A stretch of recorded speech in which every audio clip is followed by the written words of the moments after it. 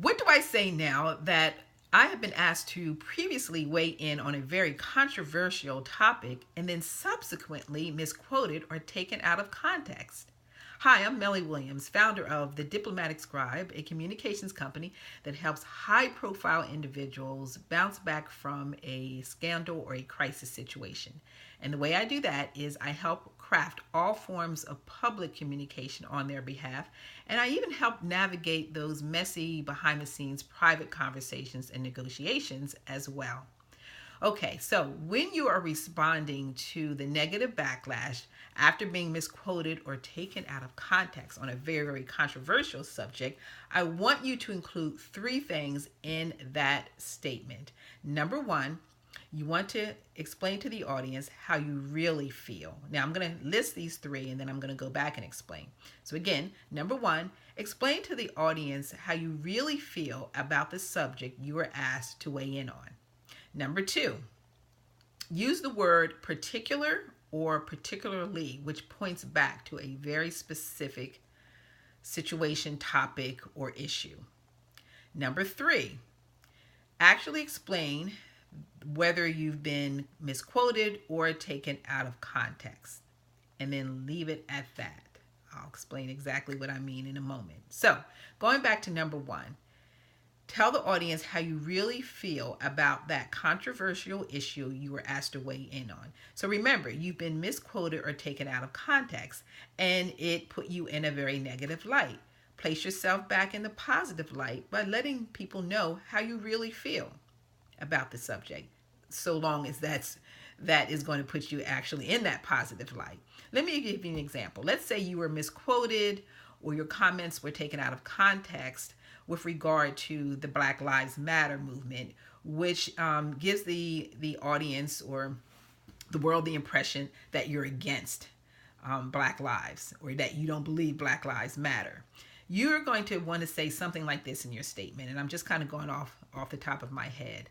I believe that African Americans, as well as all Americans, have the right to fight for their lives, fight for their rights, and have the right to do it peaceably. Now, that again is saying to the audience, I don't have any problems with African Americans. I don't have any problems with any American who feels perhaps disenfranchised and wants to speak up about it. Okay, so that clears the air with that. Now, number two, I said use the word particular or particularly. Using those words in the context of explaining something is actually pointing back to something very specific.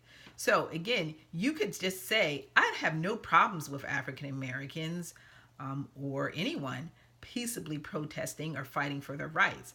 But what you want to do is to point back to a particular interview, whether it's on the red carpet or a sit-down interview or something in a magazine, so that everyone knows what you're talking about. It's as simple as that. So you would say, in particular, the Black Lives Movement is a movement that was created based on X, Y, and Z.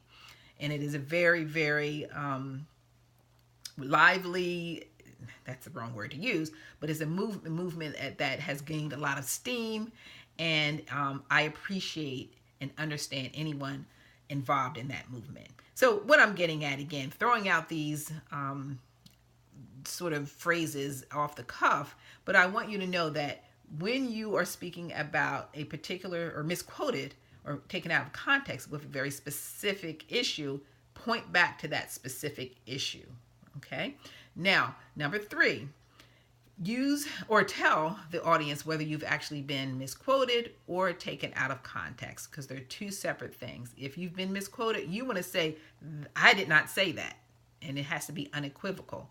Number two, if you have been taken out of or not number two, but the other side of that is, if you've been taken out of context versus being misquoted, say I've been taken out of context, but don't say anything else, because saying that you've been taken out of context is going to make people wonder about that a little bit. It's a little safer than saying, you can't say you've been quoted, but you can say that someone actually saw or heard something in your words that were completely wrong, and that's different than being misquoted. Okay, so I hope this helps. You can always check me out at thediplomaticscribe.com. Read my blog, learn more about me at my bio, and I'm here to help. And I will be back next time with more great tips. Take care now.